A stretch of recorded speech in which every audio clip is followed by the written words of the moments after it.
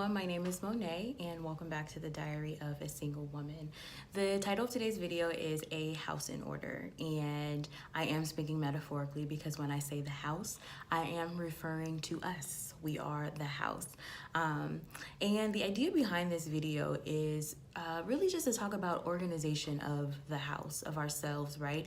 To make room for the things that we want, to take a look at what's already in the house, look at what's going on in the house, and to see what's a mess and what we just need to get rid of, and to see what, has some potential that can be, polished a little bit, or put some new furnishings on top of. What are some things that are currently in our house that we can really maximize to use to our benefit? And then what are some things that we want to have in our home, and how are we making space for those, right?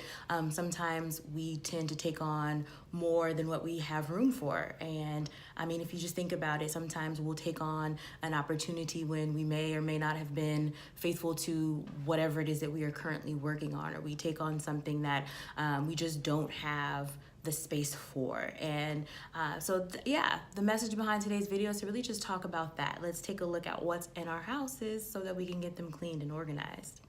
I want to begin this video with asking a question, and that question is simple. It is your house ready for visitors? And the visitors really just represent the things that we want in our home, the things that we say that we want in our lives. Is our home organized in such a way that there's actually space for us to take on this thing and put it in there? Is there space for these new visitors?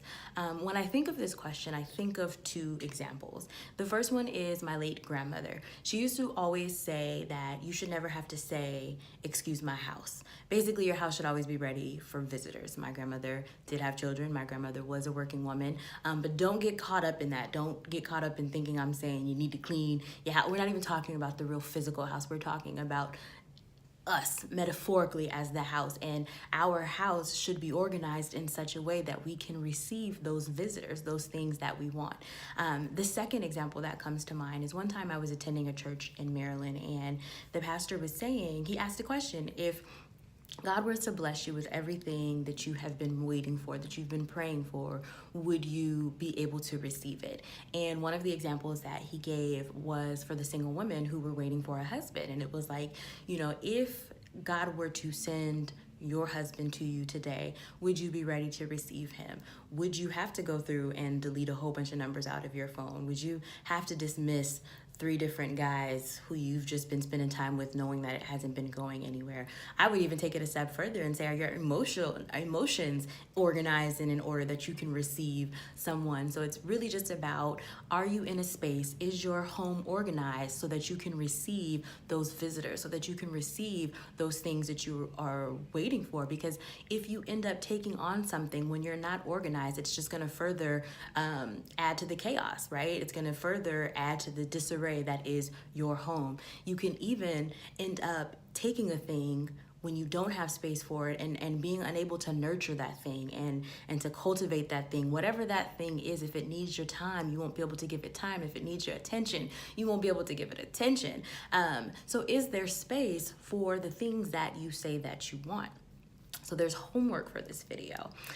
Go ahead, get your handy dandy journal. And in your journal, I just want you to think of 3 things and jot those 3 things down that you are waiting for, that you are expecting to see happen in 2018. If that is a promotion on your job, is there room for a promotion? If it is a new job, is there room for a new job? If it is a new opportunity, is there space in your life for that visitor?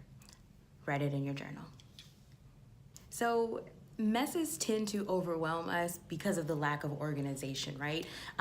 It's the fear of the unknown. We don't really know what's in there because it's a mess, right? And also, since we don't really know what's in there, it can jade our perception of the mess, right? It can make us think that it's just a whole bunch of trash and junk when there may actually be some treasure found in there. It's the same with ourselves. When our lives are a mess and look and feel a mess, we improperly identify ourselves as a mess, and we don't give ourselves credit for the good treasures that may be down in there.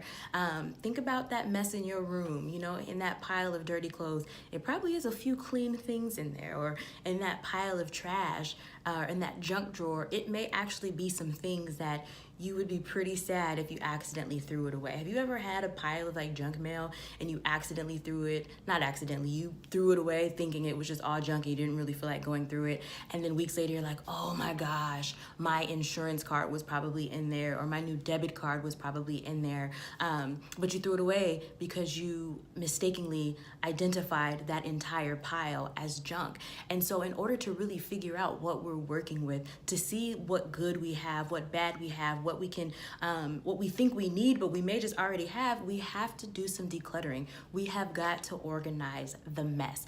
It's really, really hard to get anything together when everything is everywhere. And that goes for so many different things. You end up trying to climb up one hill when really you need to be addressing it from a different angle. Like, it's a mess. It's such a mess, I can't even figure out how to explain it right now. But you have to declutter so that you know what is there, and so that you can really begin to prepare your space by working on one thing at a time instead of trying to address it as a big old pile, right? This is also a really excellent time to stop comparing your pile to your neighbors. You can't spend the way your neighbor is spending, or organizing the way your neighbor is organized, because you don't really know what's in their pile, right? We all have piles. We all have things that could be just a little bit organized so that we can make room in our lives for the things that we say that we want, but we have to build and organize according to what we have and not according to what the person next to us is doing. So the second piece of that homework is I want you to think about the different spaces in your home and in your life. Think about those things that are out of whack, that need some organization, right? And I want you to compare those with the things that you say that you want to see movement in 2018. Let me give you an example, because I feel like we're family, so I feel like I can be transparent. So if one of my things are, and I did it, this is my list. And if one of my areas are an increase in finances, so I'm coming up on 2 years in my job, and I feel as though I am ready for a raise. I need more money, right? I need more coins.